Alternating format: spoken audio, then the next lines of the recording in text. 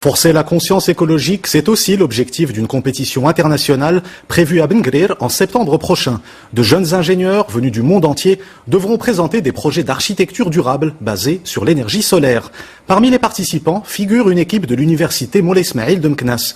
Ils vont présenter un projet de bâtiment nouvelle génération utilisant uniquement les énergies renouvelables. C'est un reportage de Sarah Jabri et Alaeddin Lahmini.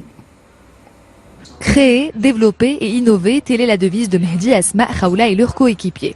Un groupe composé d'ingénieurs, de docteurs en efficacité énergétique, d'architectes ou encore de designers qui ont conçu ensemble un bâtiment durable qui utilise uniquement les énergies renouvelables. On parle d'énergie renouvelable, on parle des systèmes photovoltaïques thermiques, je parle d'efficacité énergétique de le bâtiment, que ce soit passif ou actif.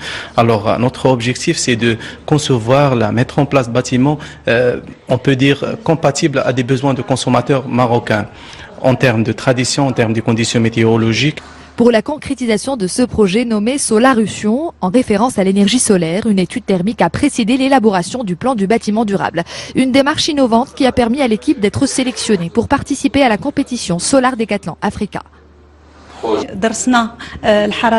L'étude thermique permet de mesurer et de définir le coût énergétique d'un bâtiment en fonction de plusieurs critères.